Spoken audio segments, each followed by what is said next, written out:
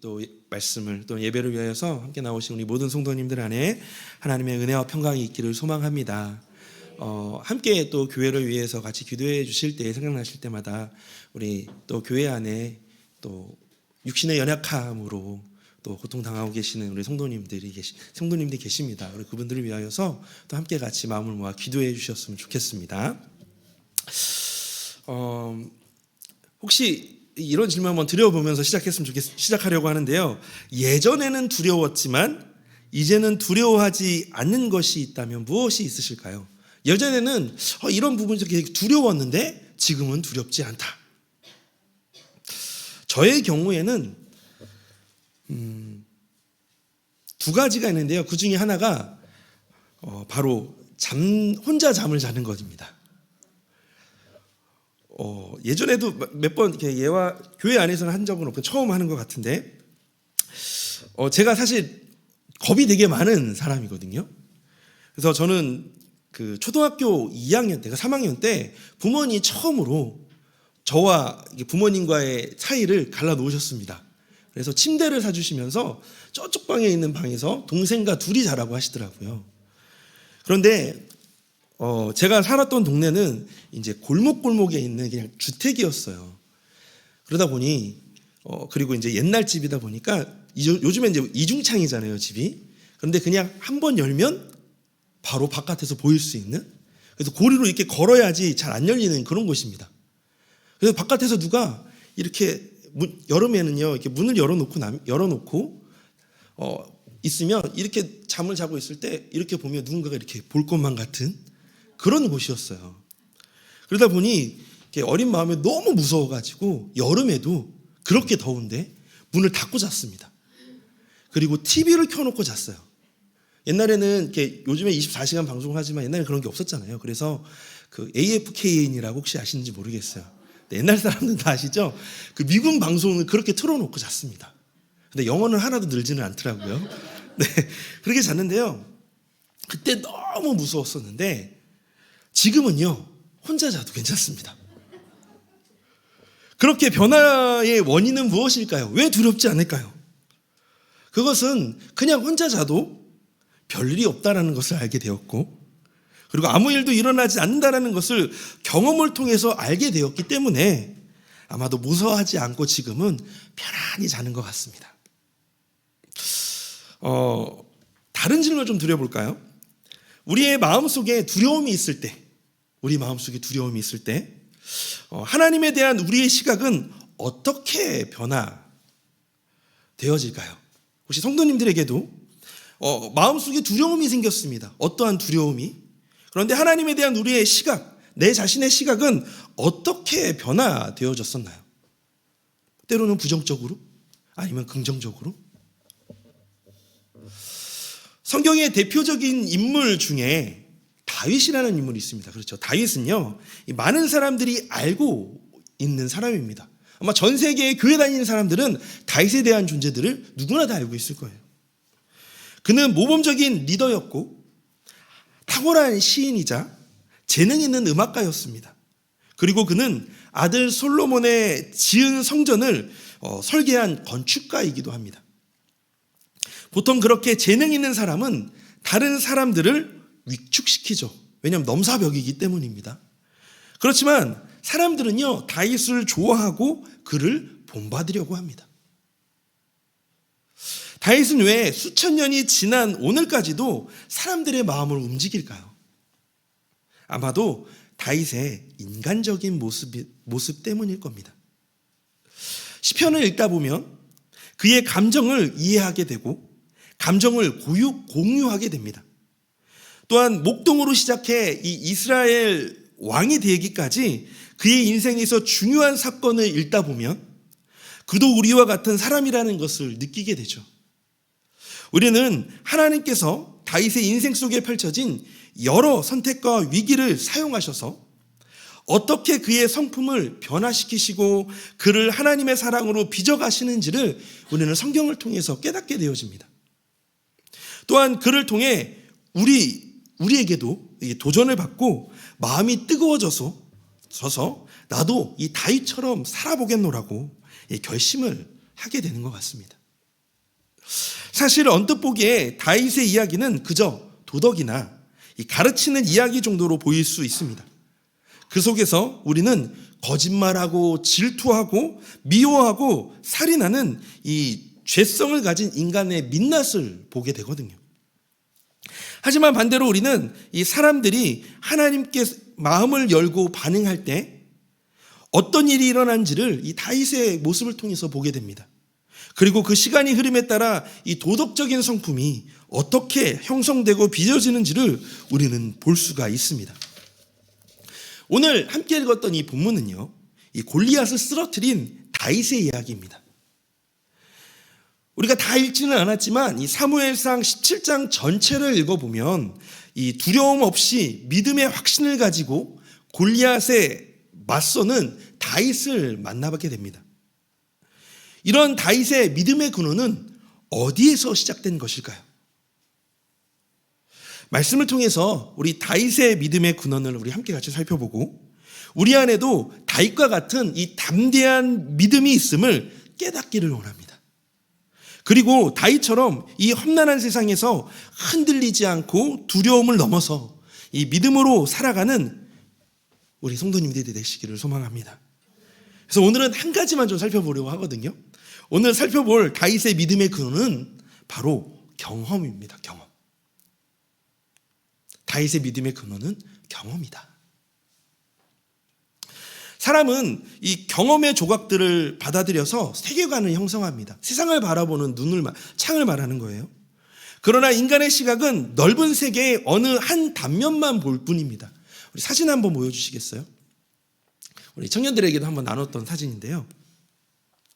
그림에서 보듯이 우리의 열려있는 이 머릿속에 하루도 쉬지 않고 경험을 통해 무작위로 수집되는 정보들 때문에 우리의 가치관은 영향을 받게 됩니다. 그렇기 때문에 여러 가지 잡합다식한 것들과 여러 가지 것들이 들어가기 때문에 오류가 많을 수밖에 없죠. 그래서 우리는 경험의 조각이 만든 아주 좁은 시야로 세상을 바라보며 살고 있습니다. 이 때문에 세상의 많은 부분을 보지 못하여 쉽게 두려워하고 부정하고 부인하는 것 같습니다. 보는 단편이 너무나도 좁기 때문이죠. 그래서 경험이라는 것은 정말 중요합니다. 사람들은 자신의 반복된 경험을 하나의 일관된 고리로 연결해 합리화시키고 그 기준으로 가치관을 형성합니다. 그리고 본능적으로 그 가치가 절대적인 진리인 것처럼 그렇게 믿습니다. 오늘 본문에서 이 골리앗의 이 블레셋 군대와 대치하고 있는 이 사울과 이스라엘 군대를 보면 경험을 바탕으로 한 가치관이 얼마나 중요한지를 깨닫게 되어집니다. 사무엘상 17장 8절부터 11절에서 이 골리앗의 도발은 사울과 이스라엘의 심각한 도전이었습니다. 왜냐하면 이것은 누가 이스라엘의 주인인가를 가리자는 요구였기 때문입니다. 우리 8절부터 11절 말씀을 함께 보도록 하겠습니다. 그가 서서 이스라엘 군대를 향하여 외쳐 이르되 너희가 어찌하여 나와서 전열을 벌였느냐? 나는 블레셋 사람이 아니며 너희는 사울의 신복이 아니냐? 너희는 한 사람을 택하여 내게로 내려보내라. 그가 나와 싸워서 나를 죽이면 우리가 너희의 종이 되겠고 만일 내가 이겨 그를 죽이면 너희가 우리의 종이 되어 우리를 섬길 것이니라. 그 블레셋 사람이 또 이르되 내가 오늘 이스라엘의 군대를 모욕하였으니 사람을 보내어 나와 더불어 싸우게 하라 한지라. 사울과 온 이스라엘이 블레셋 사람의 이 말을 듣고 놀라 크게 두려워하니라. 아멘. 즉 블레셋과 이 이스라엘의 단판을 벌여서 이긴 편이 진 편에 대한 소유권을 차지하자는 것이 바로 이 말씀의 내용입니다. 이 골리앗의 도발이었어요. 사실 이 골리앗의 도발은 상대국의 사기를 떨어뜨리기 위한 의례적인 전쟁을 벌일 때의 행동입니다. 그러나 이스라엘에게 골리앗의 발언은 심각한 문제였습니다. 왜냐하면 그것은 이스라엘의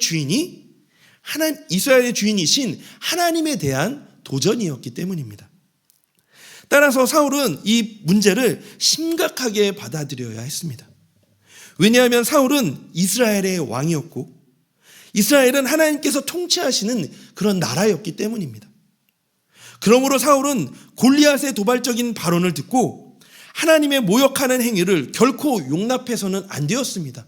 어떻게 했을까요? 어떻게 해야 될까요? 당장 달려가서 싸워야 했겠죠. 죽는 한이 있더라도. 그러나 사울과 그 군대는 골리앗이 40일 동안 매일같이 그들과 하나님의 나라를 모욕하고 있었음에도 전혀 상대하지 못하고 두려움에 숨어 있었습니다. 이처럼 사울의 군대가 빈약한 군대로 전락하게 된 원인은 왕을 세워달라고 했던 이스라엘 백성의 가치관에서 찾을 수가 있습니다. 그들은요, 힘의 통치를 구현하는 왕을 요구했습니다. 세상의 왕처럼, 다른 이방 나라의 왕처럼 우리도 왕을 세워주십시오. 인간적인 왕, 힘이 센 왕을 세워주십시오라고 이렇게 요구를 했거든요. 그런데요, 이 힘이라는 것은요, 언제나 상대적이기 때문에 더 힘이 센 세력 앞에서는 아무런 능력을 발휘할 수가 없습니다. 그러니 이스라엘 군대가 아무리 강하다 하더라도 그보다 더 강한 군대 앞에서는 여지없이 무너지게 되고 마는 것입니다. 하나님은 이스라엘 군대가 이러한 힘의 원칙에 따라 경영되는 나라와는 다르다는 사실을 역사를 통해서 여러 차례 보여주셨습니다.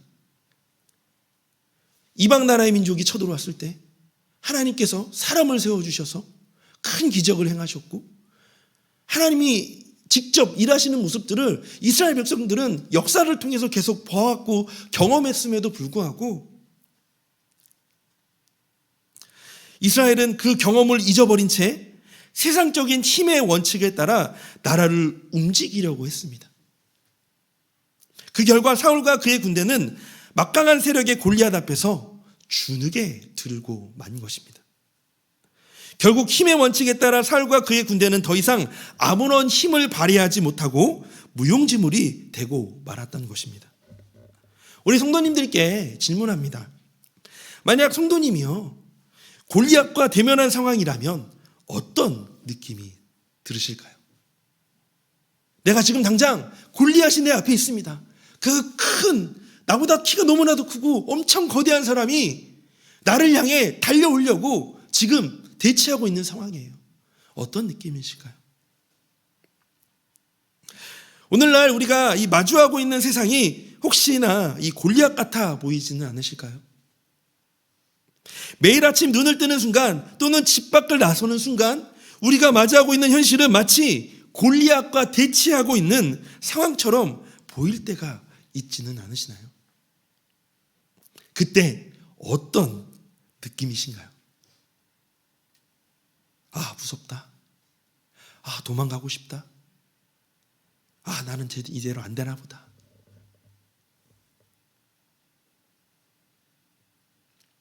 이렇게 사울과 그의 군대가 골리앗으로 인해 두려움에 떨고 있을 때 다윗이 등장합니다. 그는 아버지의 심부름으로 형들의 안부를 확인하러 왔다가 골리앗이 하나님을 모욕하는 것을 듣고 그와 싸우기로 결심하게 됩니다. 그의 동기를 한번 살펴볼까요? 26절 말씀입니다. 26절 말씀, 세 번역으로 번역되어 있는 말씀을 제가 한번 읽어보도록 하겠습니다. 다윗이 곁에 서 있는 사람들에게 물었습니다. 저 블레셋 사람을 죽이고 이스라엘이 받는 치욕을 씻어내는 사람들에게는 어떻게 해준다고요? 저 할례도 받지 않는 블레셋 녀석이 무엇이기에 살아계시는 하나님을 섬기는 군인들을 이렇게 모욕하고 있는 것입니까? 45절 47절 말씀입니다. 그러자 다윗이 블레셋 사람에게 말하였다. 너는 칼을 치고 창을 메고 투창을 들고 나에게로 나왔으나 나는 내가 모욕하는 이스라엘 군대의 하나님 곧 만군의 주님의 이름을 의지하고 너에게로 나왔다.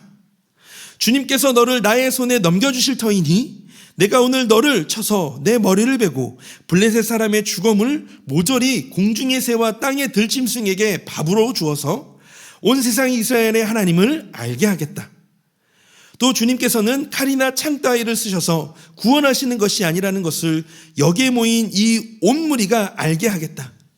전쟁에서 이기고자 하는 것은 주님께 달린 것이다. 주님께서 너희를 모조리 우리 손에 넘겨주실 것이다. 다윗이 이스라엘을 대표하여 이 골리앗과 맞서게 된 동기는요, 바로 하나님의 이름이 모욕당한 것과 전쟁에 이기고 지는 것은 세상의 힘의 논리가 아닌 오직 하나님께 달려있음을 알게 하기 위해서 그렇게 다윗이 골리앗 앞에 마주하게 되었습니다. 이런 다윗의 자신감은 어디에서 나왔을까요? 바로 그의 삶의 경험을 통해서였습니다. 그의 삶의 경험을 통해서. 골리앗과 싸우겠다는 다윗을 향해 사울은 이렇게 말하였습니다. 33절 말씀입니다.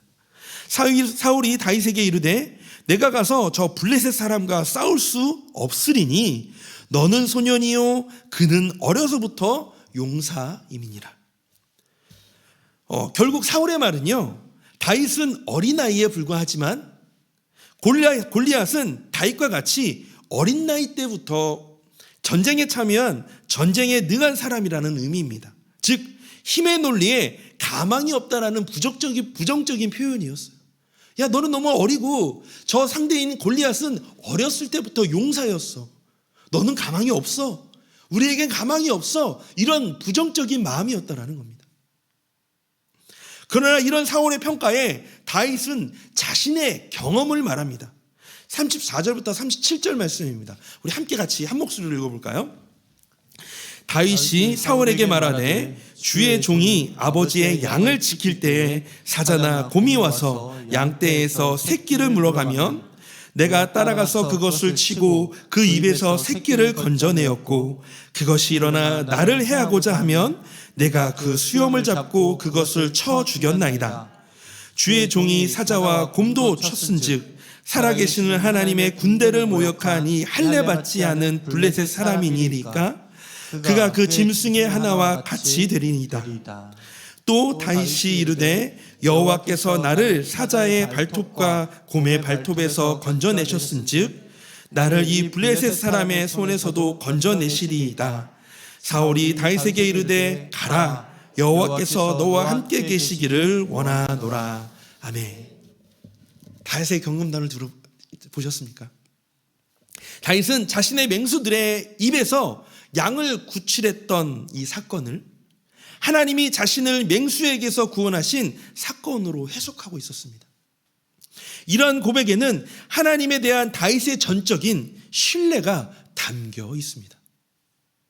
결국 골리앗과 싸우려는 용기는 자신의 경험 속에서 자신을 보호하셨던 하나님에 대한 신뢰 때문이었습니다. 다윗이 쓴 시편을 통해서 우리는 그의 삶에서 실제적으로 경험한 하나님을 노래하는 것을 볼 수가 있어요. 제가 3구절 정도를 좀 준비해 왔는데 제가 제일 좋아하는 말씀 중에 좀 뽑아왔습니다. 시편 23편 4절 말씀입니다. 함께 볼까요? 내가 사망의 음침한 골짜기로 다닐지라도 해를 두려워하지 않을 것은 주께서 나와 함께 하심이라. 주의 지팡이와 막대기가 나를 안위하시나이다. 아멘. 시편 27편 2절에서 3절 말씀입니다. 악인들이 내 살을 먹이려고 내게로 왔으나 대적들 나의 원수들인 그들은 실족하여 넘어졌도다. 군대가 나를 에워 진칠지라도 내 마음이 두렵지 아니하며 전쟁이 일어나 나를 치료할지라도 나는 여전히 태어나리로다. 아멘. 시편 46편 1절부터 3절 말씀입니다. 하나님은 우리의 피난처시요 힘이시니 환난 중에 만날 큰 도움이시라. 그러므로 땅이 변하든지 산이 흔들려 바다 가운데에 빠지든지 바닷물이 솟아나고 뛰놀든지 그것이 넘침으로 산이 흔들릴지라도 우리는 두려워하지 아니하리로다. 아멘. 이렇게 다윗이 골리앗을 만나기 오래전부터 하나님은 다윗의 경험을 통해 믿음을 다져오셨습니다. 우리 성도님들께서도 과거에 견뎌내셨거나 현재 견디고 있는 시련은 무엇이 있으신가요? 성도님이 그 시련을 견딜 수 있도록 하나님은 어떻게 사전에 준비시키셨다라고 생각하실까요? 사실 다윗과 골리앗의 대결은 너무나 상대가 안 되는 싸움이었습니다. 그러나 다윗은 하나님께서 경험을 통해 다지게 하신 이 믿음의 눈으로 골리앗의 힘의 너머에 계시는 하나님을 의지하여 맞서 싸워 승리하였습니다. 다윗의 시각을 다시 한 번 더 확인해 봅시다. 45절 47절 말씀입니다. 다윗이 블레셋 사람에게 이르되 너는 칼과 창과 단창으로 내게 나아오니와 나는 만군의 여호와의 이름 곧 내가 모욕하는 이스라엘 군대의 하나님의 이름으로 내게 나아가노라. 오늘 여호와께서 너를 내 손에 넘기시리니 내가 너를 쳐서 내 목을 베고 블레셋 군대의 시체를 오늘 공중의 새와 땅의 짐승에게 주어 온 땅으로 이스라엘의 하나님 계신 줄 알게 하겠고 또 여호와의 구원하심이 칼과 창에 있지 아니함을 이 무리에게 알게 하리라. 전쟁은 여호와께 속한 것인즉 그가 너희를 우리의 손에 넘기시리라. 이게 바로 다윗의 시각이었습니다. 과거에 이 골리앗이 들고 있던 이 칼과 창과 투창에 비해서 다윗처럼 성도님이 지닌 것은 겨우 돌 5개뿐인 영적 전쟁이었겠지만 하나님이 성도님을 통해 승리하신 경험이 있으셨을 것입니다. 다시 한번 우리의 경험을 통해 시련을 견디게 하시고 이기게 하신 하나님을 기억하시기를 바랍니다. 우리의 경험을 통해 이기게 하셨던 것들, 이전에 과거에 하나님의 그 정말 이 다윗 골리앗과 같은 싸움에서 이기게 하셔서 극복하게 하신 그 일들을 말입니다. 우리 과거에 이겼고 지금도 이기고 있고 앞으로 승리할 것입니다. 그 증거가 바로 지금 이 자리에서 예배하고 계시는 우리 성도님들 아니신가요? 성도님들 자체가 그 간증 아니실까요? 사실 성도님께서 하셨던 간증들을 쭉 펼쳐 보시면 책 한 10권 정도 나오시잖아요. 삶의 두려움을 마주할 때, 그리고 그 두려움과 싸워야 할 때에 오늘 골리앗을 마주하고 있는 다윗의 고백이 우리 성도님들의 고백이 되었으면 좋겠습니다. 이 45절의 말씀이에요. 다윗이 블레셋 사람에게 이르되 너는 칼과 창과 단창으로 내게 나아오거려니와 나는 만군의 여호와의 이름 곧 내가 모욕하는 이스라엘 군대에 하나님의 이름으로 내게 나아가노라. 하나님의 이름으로 내게 나아가노라. 현재 성도님의 삶 속에서 위협하는 이 골리앗과 같은 상황과 문제가 무엇인지를 생각해 보며 하나님께서 성도님의 믿음을 견고하게 하시려고 허락하신 경험에 대해 먼저는 우리가 감사하기를 원합니다. 그리고 현재 마주한 골리앗과 같은 장애물들을 나의 힘이 아닌 하나님의 힘으로 극복할 수 있게 해달라고 기도하는 이 시간이 되어지기를 소망합니다.